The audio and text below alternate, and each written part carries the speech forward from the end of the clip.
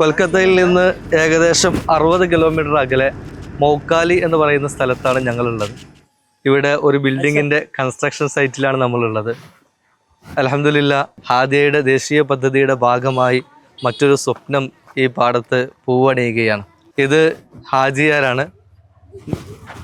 നാം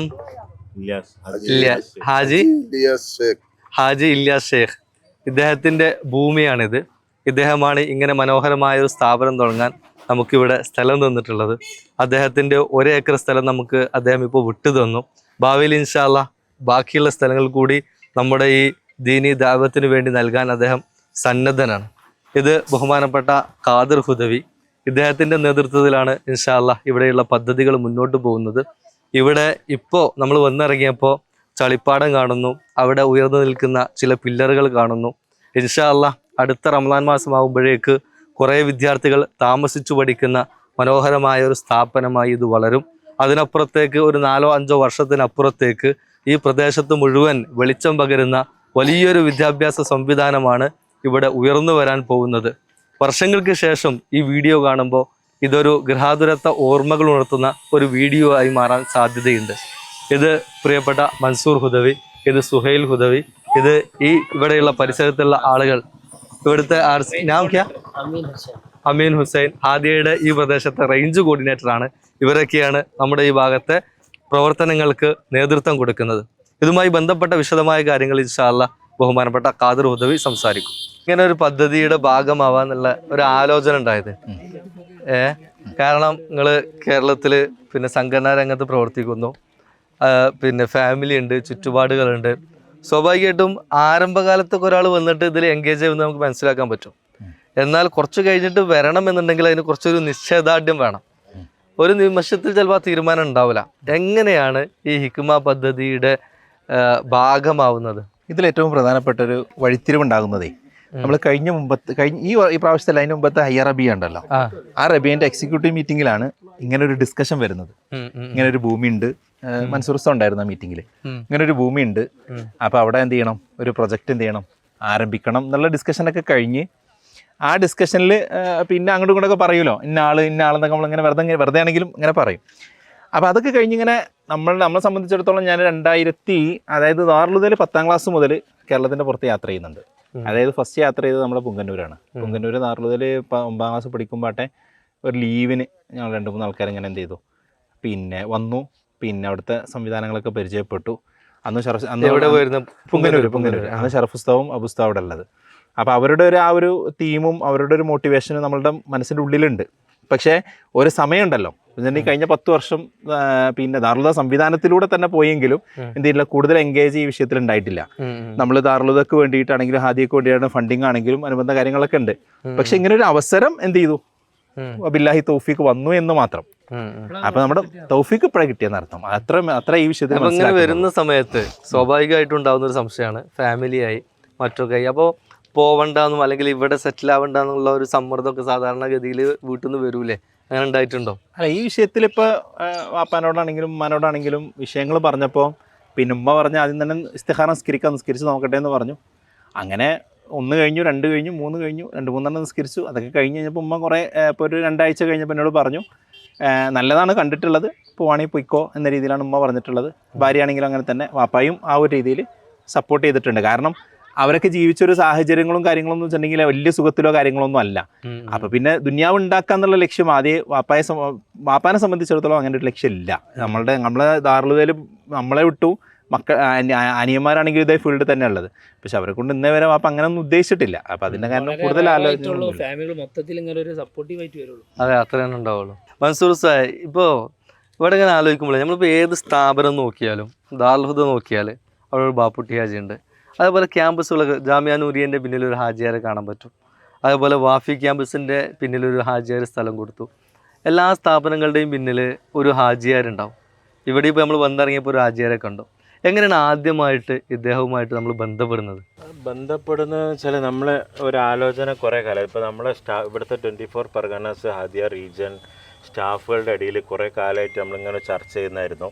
നമ്മൾ ഒരുപാട് ഈ മദ്രസകൾ ഇവിടുത്തെ അറബി കോളേജുകൾ എംപവർ ചെയ്യാൻ വേണ്ടിയിട്ട് നമ്മൾ കുറേ കാലം ശ്രമിച്ചുകൊണ്ടിരിക്കുന്നുണ്ട്. ഇവിടുത്തെ അറബി കോളേജ് ഡെവലപ്പ് ചെയ്യും. കാരണം നമ്മളെ മക്തബിൽ 5ാം ക്ലാസ് കഴിഞ്ഞ അല്ലെങ്കിൽ 7ാം ക്ലാസ് കഴിഞ്ഞ കുട്ടികൾ പലർക്കും അറബി കോളേജിൽ, അതായത് ഒരു ആലിമാവാൻ വേണ്ടിയിട്ട് പഠിക്കാൻ വേണ്ടി പോകുമ്പോൾ അവർ ഇവിടെയുള്ള മറ്റു വിദ്യാഭ്യാസ അറബി കോളേജുകളിൽ പോകുമ്പോൾ അവർക്ക് അവരുടെ ക്വാളിറ്റി, അവർക്ക് അതിൻ്റെ ഡിഫറൻസ് മനസ്സിലാവുന്നുണ്ട്. കാരണം നമ്മൾ ഹാദിയൻ്റെ മക്തബിൽ വന്ന്, കാരണം മറ്റു മദ്രസകൾ ഇപ്പം നിലവിലുള്ള മദ്രസകൾ എന്ന് പറഞ്ഞാൽ ഒരു ബേസ് ഇല്ലാതെ വരുന്ന കുട്ടികളാണ് അവർക്ക് വരുന്നത്, തീരെ ബേസ് ഇല്ലാതെ. അപ്പോൾ അവർ അതിനനുസരിച്ചുള്ള സിലബസാണ് അവർക്കുള്ളത്. അപ്പോൾ നമ്മളെ സ്റ്റാഫുകളുടെ ഇടയിൽ തന്നെ ഹാദിയൻ്റെ സ്റ്റാഫുകളുടെ കുറേ ചർച്ച നടക്കുന്നതായിരുന്നു. ആദ്യമൊക്കെ സ്വന്തമായിട്ടൊരു സ്ഥാപനം നിർമ്മിക്കല്ലാതെ വേറെ ഒരു ഓപ്ഷൻ ഇല്ല. അപ്പോൾ അതിന് നമ്മൾ കഴിഞ്ഞ 2 വർഷമായിട്ട് കുറേ ശ്രമിച്ചു. എവിടെ സ്ഥലം കിട്ടും, നമ്മൾ ഒന്നുകൂടെ കൊൽക്കത്തക്ക് അടുത്തുള്ള കുറേ സ്ഥലങ്ങളാണ് നമ്മൾ കുറേ അന്വേഷിച്ചത്. പക്ഷേ അവിടെ നിന്ന് ഇങ്ങനെ ഒരു സ്ഥലം നമുക്ക് സൗജന്യമായിട്ട് കിട്ടാനുള്ള ഒരു സാഹചര്യം ഒന്നും ഉണ്ടായിരുന്നില്ല. പിന്നെ നമ്മളെ അമീന് നമ്മുടെ ഇവിടുത്തെ റേഞ്ച് കോർഡിനേറ്ററാണ്. അപ്പോൾ അമീന് നേരത്തെ ഇങ്ങനെ ഈ ഹാജി സാഹിബ് ഇങ്ങനെ ഒരു സ്ഥലം മദ്രസയ്ക്ക് വേണ്ടിയിട്ട് കൊടുക്കാൻ തയ്യാറാണ് നേരത്തെ പറയുന്ന അമീൻ അറിയാം. അപ്പോൾ അമീന് അങ്ങനെ നമ്മോട് പറയും. അമീനും പിന്നെ നമ്മൾ മറ്റു 1-2 സ്റ്റാഫൊക്കെ ആയിട്ട് ഹാജി സാഹിബിനായിട്ട് സംസാരിച്ച് ഹാദിയ എന്താണ് ചെയ്യുന്നതൊക്കെ ഹാജി സാഹിബിനെ പരിചയപ്പെടുത്തി കൊടുത്തതിന് ശേഷം നമ്മൾ വന്ന് വിസിറ്റ് ചെയ്ത് പിന്നെ അവർ സംസാരിച്ച് അങ്ങനെ ഒരു തീരുമാനത്തിലെത്താനുണ്ടായത്. तो अमीन, आप है हादिया को इधर लाए और हादिया और हाजियार के बीच में कनेक्शन आप ही बनाए? नहीं, असल में इधर पास में हमारे एक मकतब पहले 5 साल से चल रहे हैं। हाँ। तो मैं जब आरसी हुआ उससे पहले 3 साल से पहले वो इधर चल रहे थे। तो हाजी साहब पिछले 10 साल पहले हमारा इधर का जो मतीन साहब ऑल इंडिया सुन्नत जमात का सेक्रेटरी मतीन साहब से कॉल किया था, उधर उनसे भी बात किया था। लेकिन तब मतीन साहब के साथ उतना अच्छा डिस्कस नहीं हुआ, इसीलिए हाजी साहब भी राज़ी नहीं हुआ था, मतीन साहब भी राज़ी नहीं हुआ था। तो उसके बाद हमारा वो मकतब का एक कमेटी एक दिन मुझको बोल रहा है उधर एक हाजी है, हाजी का ऐसे ऐसा सब कुछ मुझको बोला है। तो उसके बाद मैं हाजी साहब से मिला है, हाजी साहब के साथ मैं हादिया के बारे में अच्छी तरह से डिस्कस करने के लिए कोशिश किया है। उनको मैं पहले समझाया जैसे ऐसा है हमारा ऐसे चल रहा है अभी 24 में। उसके बाद उस साल से कांटेक्ट किया, उसके बाद अल्हम्दुलिल्लाह एक साल का पहले का बात है।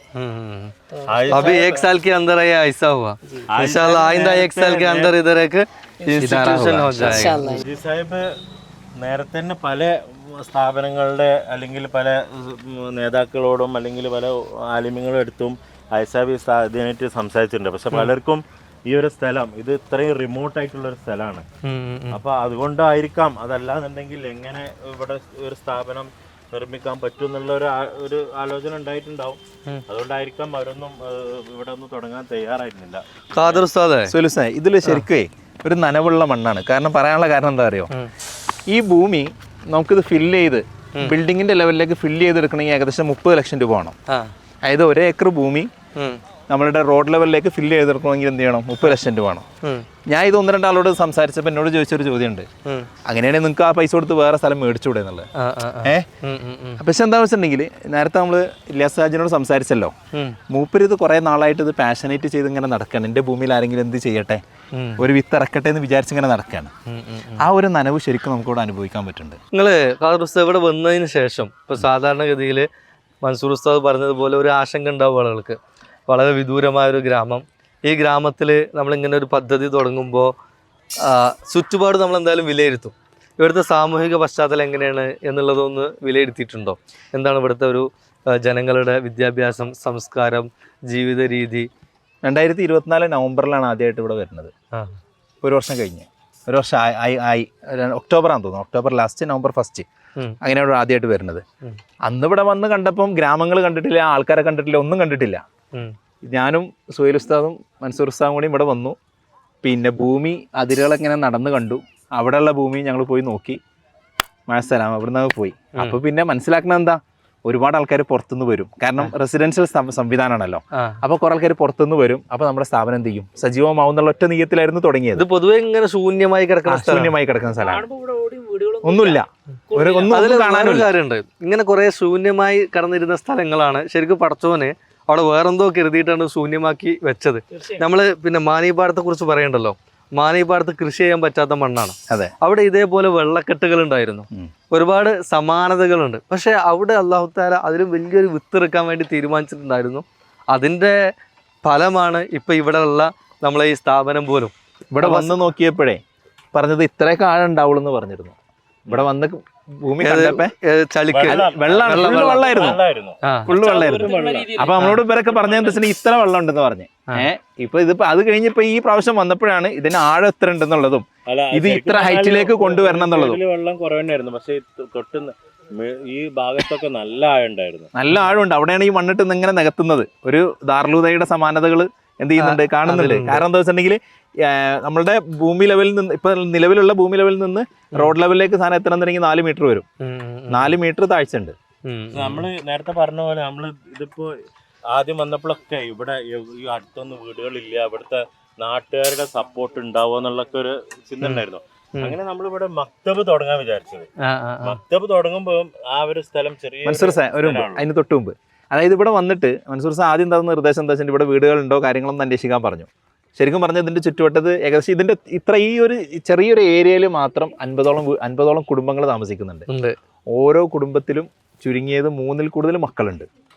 25 വർഷമായി ഹാജിയാർ ഇവിടെ വന്ന് താമസം തുടങ്ങിയിട്ട്. ഹാജിയാരുടെ വീട് തറവാട് വേറെ സ്ഥലത്താണ്, ഇവിടെ വന്ന് താമസം തുടങ്ങിയിട്ട് 25 വർഷമായി. ഈ 25 വർഷത്തിനിടയിൽ നമുക്ക് 2-3 ദിവസത്തെ അമീൻ ഉണ്ടായിരുന്നു, പിന്നെ മുനവ്വർ ഉണ്ടായിരുന്നു. ഇവരൊക്കെ കൂടുതൽ ഫീൽഡ് വർക്കിൽ ഈ ഒരു ഇതിൽ നമുക്ക് മനസ്സിലായൊരു സാധനം, കഴിഞ്ഞ 25 വർഷമായിട്ടൊരു ഇസ്ലാമികമായിട്ടൊരു മൂവ്മെന്റ് എന്ന് വെച്ചിട്ടുണ്ടെങ്കിൽ നിസ്കരിക്കണമെന്ന് ഒരാളോട് പറയാം, ഷഹാദത്ത് കലിമ ചെല്ലണം എന്ന് ഒരാളോട് പറയാം, അങ്ങനെ പറയാനുള്ള സാഹചര്യം ഉണ്ടായിട്ടില്ല. അതിന്റെ തുടക്കമാണ് നമ്മളുടെ മക്തബ്. ഇവിടെ ആദ്യം ഇപ്പോൾ നിങ്ങൾ വന്ന കൂട്ടത്തിൽ സോയിൽ ഉത്സവം ഉണ്ടായിരുന്നു എന്ന് പറഞ്ഞു. നിങ്ങൾ വന്നപ്പോൾ എന്താണ് നിങ്ങൾക്ക് ഇവിടെ ശരിക്കും ഇങ്ങനെ കണ്ടപ്പം റിയലി എന്താണ് ഫീൽ ചെയ്തത് എന്ന് പറഞ്ഞാൽ, നമ്മൾ ആദ്യമായിട്ടൊരു ഗ്രാമത്തിൽ പോകുന്നു, അവിടെ ഒരാൾ പറയുന്നു എനിക്ക് കുറച്ച് ഭൂമി ഉണ്ട് നിങ്ങൾക്ക് തരാം, നിങ്ങളവിടെ എന്തെങ്കിലും സ്ഥാപനം ഉണ്ടായിക്കോളൂ. അങ്ങനെ വന്ന് നോക്കുമ്പോൾ നമ്മളെ പ്രതീക്ഷകൾക്ക് അപ്പുറത്ത്, കാരണം കൊൽക്കത്തയിൽ നിന്ന് ഒരാൾ ഇങ്ങോട്ടേക്ക് വന്നാൽ ഇത് നിശബ്ദമായൊരു സ്ഥലമാണ്. അങ്ങനത്തെ വിശാലമായ നിശബ്ദമായ ഒരു സ്ഥലത്ത് ഇങ്ങനെ വന്നപ്പോൾ എന്താണ് സത്യത്തിൽ നിങ്ങൾക്ക് ഫീൽ ചെയ്തത്? അതെ, ഫസ്റ്റ് ഞാനും മൻസൂറും ഞാൻ ആദ്യമായിട്ടാണ് ഈ ഭാഗത്തേക്ക് വരുന്നത്. ആ സമയത്ത് ഇവനെ ഇങ്ങോട്ട് ഖാദുർസ്ഥാൻ ഇവിടെ ഇൻട്രൊഡ്യൂസ് ചെയ്യാന്നുള്ള ഉദ്ദേശം കൂടെ ഉണ്ടായിരുന്നു. ആ സമയത്ത് തന്നെ കണ്ടപ്പോൾ ഒരു വിജനായ സ്ഥലം, ഒരാളും ഒരൊച്ചപ്പാടും കാര്യങ്ങളൊന്നുമില്ല. പക്ഷേ ലൊക്കേഷൻ നോക്കുകയാണെന്നുണ്ടെങ്കിൽ 2 സൈഡിലുള്ള റോഡ്, നല്ല പ്രൈം ലൊക്കേഷന്, നമ്മളൊരു സ്ഥാപനം ഒരു തലയുർത്തി നിൽക്കണ കാണാൻ നല്ല രസമുണ്ടാവും. ഞാൻ പറഞ്ഞത് എന്താ വെച്ചാൽ, നമുക്ക് റെസിഡൻഷ്യൽ സ്ഥാപനമാണെങ്കിൽ ഓക്കെ, നമുക്ക് സക്സസ് ആവും. കാരണം എന്താ വെച്ചാൽ ഒരാൾക്കും ഒരു ബുദ്ധിമുട്ടില്ല, ഒരു അത് നല്ല ഉഷാറായി കിട്ടും എന്നുള്ളതായിരുന്നു. പക്ഷെ പിന്നെ ഞാൻ ഇപ്രാവശ്യം ഇതിൻ്റെ ഈ പള്ളി ഉദ്ഘാടനത്തിൻ്റെ ടൈമിൽ ഇങ്ങോട്ട് വന്നപ്പോഴാണ് മദ്രസയിൽ 100-ലേറെ കുട്ടികൾ, ഭയങ്കരം. അപ്പോൾ ഇത് ഒക്കെ ഈ നാട്ടുകാരൻ്റെ അത്രേ. നേരത്തെ അവർക്ക് പഠിക്കാനുള്ള സംവിധാനങ്ങൾ ഇവിടെ മതം പഠിക്കാനുള്ള ഒരു സംവിധാനങ്ങൾ ഉണ്ടായിരുന്നില്ല. സ്കൂൾ സംവിധാനത്തിൽ 8ാം ക്ലാസ് ആണ് മാക്സിമം ഉള്ളത്. അധികം ബാക്കിയുള്ള സ്ഥലങ്ങളിലേക്ക് പോകുന്നില്ല. കാരണം ഇവരുടെ വീടിന്റെ തൊട്ടിൽ മുമ്പിൽ കാണുന്ന കുളത്തിൽ നിന്ന് മീൻ പിടിക്കുക, അതിനെ എന്ത് ചെയ്യുക, അന്നത്തെ എന്ത് ചെയ്യുക, ഭക്ഷണമാക്കുക എന്നുള്ളതാണ് മെയിൻ ആയിട്ടുള്ള ഇവിടെ തൊഴിൽ. പിന്നെ അതിൽ നിന്ന് അധികം കിട്ടുന്നത് എന്ത് ചെയ്യുക, വിൽക്കുക, പൈസ സമ്പാദിക്കുക. ഇപ്പോൾ നമ്മളെ അടുത്ത റമദാനിൽ സ്ഥാപനം തുടങ്ങണം എന്നാണല്ലോ വിചാരിക്കുന്നത്, ഒരു പള്ളിയും ചെറിയ രീതിയിൽ. എന്താണ് ഈ സ്ഥാപനം എന്നൊന്ന് പറയാൻ പറ്റുമോ? നമ്മൾ അടുത്ത റമദാനിൽ തുടങ്ങാൻ ഉദ്ദേശിക്കുന്നത് ശരിക്കും പറഞ്ഞാൽ ഹിഫ്ളുൽ ഖുർആനാണ്. ഇവിടെ ബംഗാളിനെ സംബന്ധിച്ചിടത്തോളം ഒരുപാട് ഹിഫ്ള് കോളേജുകളുണ്ട്, ഒരു പിടി എവിടെ ചെന്ന് നോക്കിയാലും ഹിഫ്ള് കോളേജ് ഉണ്ട്. അവിടുത്തെ ഒരു സാഹചര്യം എന്താണെന്ന് വെച്ചിട്ടുണ്ടെങ്കിൽ, എവിടെയാണോ പഠിക്കുന്നത് അവിടെ തന്നെ കിടക്കാം. നമ്മൾ ചെല്ലുമ്പോൾ തന്നെ ഒരു വലിയൊരു ഒരു ഫീലിംഗ് വരുന്നത് എന്താണെന്ന് വെച്ചിട്ടുണ്ടെങ്കിൽ, ആ ഇരിക്കുന്നതിൻ്റെ ബാക്കിൽ ഇവരുടെ ഡ്രസ്സ് സാധനങ്ങളൊക്കെ ഉള്ള വലിയ പെട്ടി ഉണ്ടാവും. നമ്മൾ പണ്ട് ദാറുലുദീൻ്റെ ഉറുദു ശോഭയിൽ ഉണ്ടായിരുന്ന പെട്ടി ഉണ്ടല്ലോ, ഈ പെട്ടി ഉണ്ടാവും. ഇത് കാണുമ്പോൾ തന്നെ ശരിക്കും പറഞ്ഞാൽ കുട്ടികളെ സംബന്ധിച്ചിടത്തോളം ഒരു മടുപ്പാണ്. അവിടെ തന്നെ ഓതി അവിടെ തന്നെ കിടന്ന് എഴുന്നേറ്റിരുന്ന് ഓതുന്ന ഒരു സാഹചര്യം ആലോചിച്ചാൽ തന്നെ, ഭക്ഷണം അങ്ങനെ തന്നെ. ഈ ഒരു സാഹചര്യത്തിൽ നിന്നും നല്ല ക്വാളിറ്റിയായി നല്ല സിസ്റ്റമാറ്റിക് ആയിട്ടൊരു സംവിധാനമാണ് അൽഹംദുലില്ലാ നമുക്കിവിടെ തുടങ്ങാൻ നമ്മൾ ഉദ്ദേശിക്കുന്നത്. റമദാനോട് കൂടെ നമ്മളുടെ പള്ളിയുടെ 1ാമത്തെ ഫ്ലോറ് നമ്മൾ പൂർത്തിയാക്കണം. അതോടുകൂടെ തന്നെ നമ്മളുടെ ഇതിൻ്റെ 2 ഫ്ലോറും കൂടി പൂർത്തിയാക്കണം. ഇനി ആകെ 3-3.5-4 മാസമേ ഉള്ളൂ. അതിനുള്ളിൽ പൂർത്തിയാക്കി എന്നാൽ മാത്രമേ എന്ത് ചെയ്തുള്ളൂ, കുട്ടികൾക്ക് താമസിക്കാനുള്ള സൗകര്യം ഇവിടെയും പഠിക്കാനുള്ള സംവിധാനം പള്ളിയിലും ആയിട്ട് നമുക്ക് ചെയ്യാൻ കഴിയും. ഇപ്പോൾ നമ്മൾ ഈ സ്ഥാപനം ഇങ്ങനെ ചില കമ്പികളും കോൺക്രീറ്റിൻ്റെ പില്ലറുകളുമായിട്ട് ഇങ്ങനെ നിൽക്കുകയാണ്, തുടക്കത്തിലുള്ളത്. ഇതിങ്ങനെ നമ്മളെ മുന്നിലൊരു സ്വപ്നമുണ്ട്, വലിയൊരു സ്ഥാപനം എന്നുള്ളത്. അതിന് നമ്മുടെ മുന്നിലുള്ള ഒരു പ്രതിസന്ധി എന്ന് പറയുന്നത് മിക്കവാറും സാമ്പത്തികമായിരിക്കും. ഇപ്പൊ ഇത് ഇത്ര എത്തിയത് തന്നെ ചിലപ്പോൾ ഒരു പക്ഷേ പ്രതീക്ഷിക്കാത്ത വഴിയിലൂടെ ആയിരിക്കാം. തീർച്ചയായിട്ടും. പക്ഷെ എന്നാൽ പോലും ഇങ്ങനൊരു സ്ഥലത്ത് ഒരു സ്ഥാപനം പണിയണം എന്നുണ്ടെങ്കിൽ അതിന് വലിയ സാമ്പത്തിക ബാധ്യത ഉണ്ടാവും. എങ്ങനെയാണ് ഇതിൻ്റെ സാമ്പത്തിക ഭദ്രത ഉറപ്പുവരുത്താനാവാം? ഇത്ര നേരം ചോദിച്ചതിനൊക്കെ കറക്റ്റായിട്ട് ഉത്തരം നമ്മൾ ആലോചിച്ച് വെച്ച സാധനമാണ്.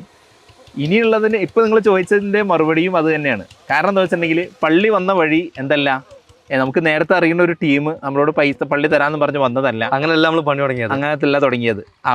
അവരും യാദൃശ്ചികം അവർ തൗഫീഖോട് കൂടെ ഞാനും അവരും തമ്മിൽ എന്ത് ചെയ്യുന്നു, മീറ്റ് ചെയ്യുന്നു. അവർ ആ ഒരു സംവിധാനം പണിത് തരാമെന്ന് നമ്മളോട് പറയുന്നു. ഈ ബിൽഡിങ്ങിൻ്റെ വർക്കും നിലവിൽ നടന്നുകൊണ്ടിരിക്കുന്നത് ഏകദേശം ഒരു കൂട്ടം സഹോദരങ്ങൾ എന്ത് ചെയ്യുന്നതാണ്, കുറച്ച് പൈസകൾ മാസം തന്നുകൊണ്ടിരിക്കുകയാണ്. ഏകദേശം ഈ ഭൂമിയിൽ നമ്മൾ ഉദ്ദേശിക്കുന്ന ഒരു ഫോർമാറ്റ് തയ്യാറാകണമെന്നുണ്ടെങ്കിൽ ചുരുങ്ങിയത് ബിൽഡിംഗ് കോസ്റ്റ് മാത്രം 5 കോടി രൂപ വരും. അതിലിപ്പോൾ നമുക്ക് ഓഫറായിട്ട് കിട്ടിയിരിക്കുന്നത് 1 കോടി 1.5 കോടി രൂപയാണ്. ഭൂമിയിൽ നമ്മൾ ഇറക്കാൻ പോകുന്ന നിക്ഷേപം 5 കോടി രൂപ. 5 കോടി ബിൽഡിംഗ് മാത്രം. പിന്നെ മണ്ണിടാനുള്ളത്, പിന്നെ അതുപോലെ ബാക്കിയുള്ള വർക്കുകളൊക്കെ അതിനപ്പുറത്ത് നമ്മുടെ ജീവിതത്തിന്റെ വളരെ പ്രധാനപ്പെട്ട ഒരു സമയം കൂടിയാണ് ഈ ഭൂമിയിൽ നമ്മൾ തീർച്ചയായിട്ടും നിക്ഷേപിക്കാൻ പോകുന്നത്. ഇവിടെ സൂര്യൻ അസ്തമിക്കാനായി. ഇപ്പോൾ ബംഗാളിൽ തണുപ്പ് കാലാണ്. 4:45 മഗ്രിബ് ബാങ്ക് കൊടുക്കും. ഇങ്ങനെ ഈ സൂര്യൻ അസ്തമിക്കാൻ നിൽക്കുന്ന ഈ സമയത്ത് ഈ മണ്ണ് നോക്കിയാൽ അറിയാം ഇവിടെ വിത്തിറക്കാൻ പറ്റില്ല. ഇവിടെയാണ് 5 കോടി രൂപ ചെലവഴിച്ച് ഇങ്ങനെ പ്രതീക്ഷയോടുകൂടി ഒരു സ്വപ്ന മന്ദിരം പണിയുന്നത്. ഖാദർ ഹുദവിയുടെ കണ്ണുകളിൽ ആ സ്ഥാപനം ഇങ്ങനെ വിരിഞ്ഞു നിൽക്കുന്നുണ്ട്. അടുത്ത വർഷം ഇവിടെ വരുമ്പോഴേക്ക് മനോഹരമായ ഒരു സ്ഥാപനമായി അത് രൂപപ്പെട്ടിട്ടുണ്ടാകും എന്ന് നമുക്ക് പ്രതീക്ഷിക്കാം. ഈ മണ്ണിലിറക്കാവുന്ന ഏറ്റവും നല്ല വിത്താണ് ഈ കുട്ടികളെ പഠിപ്പിക്കാനുള്ള സംവിധാനം. ഭാവിയിൽ ഈ ഗ്രാമത്തിനും ഈ പരിസര പ്രദേശങ്ങളിലൊക്കെ വെളിച്ചം പകരാവുന്ന 100 കണക്കിന് കുട്ടികൾ പഠിച്ചിറങ്ങുന്ന ഒരു സ്ഥാപനമാവട്ടെ എന്ന് ആശംസിക്കുകയാണ്. ഇപ്പോൾ ദൂരെ നിന്ന് മഗ്രിബ് ബാങ്കിൻ്റെ ശബ്ദം കേൾക്കാം.